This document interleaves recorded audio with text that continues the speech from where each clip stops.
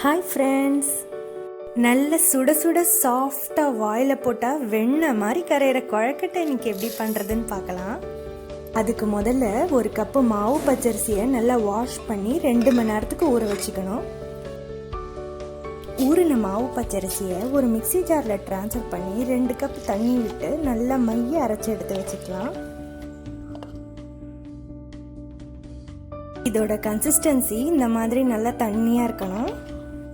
அடுத்து ஒரு heavy bottom கடாய் இல்லை பேனில் 2 டீஸ்பூன் எண்ணெய் ஊற்றி இந்த அரைச்ச மாவை ஊற்றிக்கலாம். அடுப்பு நல்லா லோ ஃப்ளேமில் வச்சு கிளறிக்கோங்க. தேவையான அளவு உப்பு சேர்த்துக்கலாம். நல்லா கைவிடாமல் கிளறி விட்டுக்கோங்க. லோ ஃப்ளேமில் வச்சு தான் கிளறணும் ஃப்ரெண்ட்ஸ். மாவு மிஷினில் அரிசி மாவு அரைக்காமலேயே நீங்கள் வீட்டிலேயே இந்த மெத்தடில் ஈஸியாக பண்ணிக்கலாம். மாவு நல்லா ஒன்றா சேர்ந்த மாதிரி வந்துடுச்சு. நீங்கள் உங்கள் கையை ஈரம் பண்ணிவிட்டு தொட்டு பார்த்தீங்கன்னா ஒட்டாது. அதுதான் இதுக்கான பதம். அடுத்து நம்ம பூரணம் ரெடி பண்ணிக்கலாம். அதுக்கு ஒரு 3/4 கப்பு வெல்லத்தில் கொஞ்சமாக தண்ணி ஊற்றி நல்லா கரைஞ்சதும் அதை வடிகட்டி எடுத்துக்கோங்க. ஆகாக்க வேண்டிய அவசியம் இல்லை, கரைஞ்சா போதும். நம்ம இந்த மாதிரி வடிகட்டுறதுனால இதில் இருக்கிற டஸ்ட் எல்லாம் ஃபில்டர் ஆகிடும்.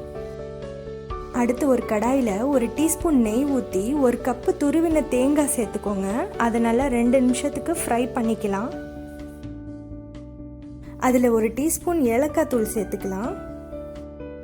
சேர்த்து ஒரு 2 நிமிஷத்துக்கு மீடியம் இல்லை லோ ஃப்ளேமில் ஃப்ரை பண்ணிவிட்டு நம்ம கரைச்ச வெல்லத்தை சேர்த்துக்கலாம். தேங்காவோடு நல்லா மிக்ஸ் ஆகி கொஞ்சம் கெட்டியாகிற வரைக்கும் இது நல்லா ஃப்ரை பண்ணால் போதும். நம்ம பூரணம் இப்போ ரெடி ஆயிடுச்சு. இப்போ நம்ம கொழுக்கட்டை பண்ணிக்கலாம். இந்த மெத்தடில் நீங்கள் மாவு ரெடி பண்ணிக்கிட்டிங்கன்னா உங்களுக்கு சொப்பு விரிசல் விடாமல் வரும். அதே சமயம் ரொம்ப சாஃப்டாகவும் இருக்கும். சொப்பு பண்ணதுக்கப்புறம் நான் அதுக்கு இந்த மாதிரி டிசைன் கொடுக்குறேன். மாவு எவ்வளோ சாஃப்டாக வந்திருக்குன்னு நான் இந்த மாதிரி டிசைன் பண்ணுறதுலே நீங்கள் தெரிஞ்சுக்கலாம். இந்த மாதிரி நீங்கள் டிசைன் பண்ணிங்கன்னா பார்க்கறதுக்கு ரொம்ப அழகாக இருக்கும்.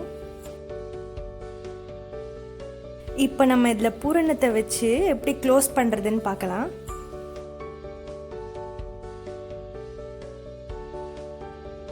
க்ளோஸ் பண்ணதுக்கப்புறம் நீங்கள் டிசைனை கொஞ்சம் அட்ஜஸ்ட் பண்ணுற மாதிரி இருக்கும், கொஞ்சம் ஷேப் பண்ணுற மாதிரி இருக்கும். பார்க்கறதுக்கு ரொம்ப அழகாக இருக்கும். உங்களுக்கு இந்த மாதிரி பண்ண வரலைன்னா பரவாயில்ல, சாதாரணமாக சொப்பு பண்ணி மோதகம் பண்ணுற கொழுக்கட்டை வீடியோ டிஸ்கிரிப்ஷன் பாக்ஸில் இருக்குது, செக் பண்ணிக்கோங்க.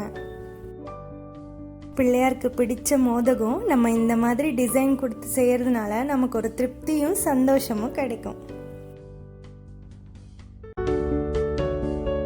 எல்லா மோதகமும் இதே மாதிரி நம்ம ரெடி பண்ணி எடுத்துக்கலாம்.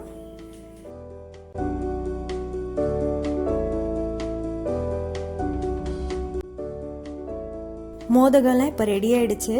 நம்ம இதை வேக வச்சு எடுத்துக்கலாம். ஆல்ரெடி நம்ம கிளறும் போதே மாவு பாதி வெந்ததுனால நீங்கள் ஜஸ்ட் 5 மினிட்ஸ் ஹை ஃப்ளேமில் வேக வச்சு எடுத்தால் போதும், இது ரெடி ஆகிடும். ஃப்ரெண்ட்ஸ், உங்களுக்கு இந்த வீடியோ பிடிச்சிருந்ததுன்னா லைக் பண்ணுங்கள், ஷேர் பண்ணுங்கள், லீஃபி கிச்சனுக்கு சப்ஸ்கிரைப் பண்ணுங்கள். தேங்க்யூ.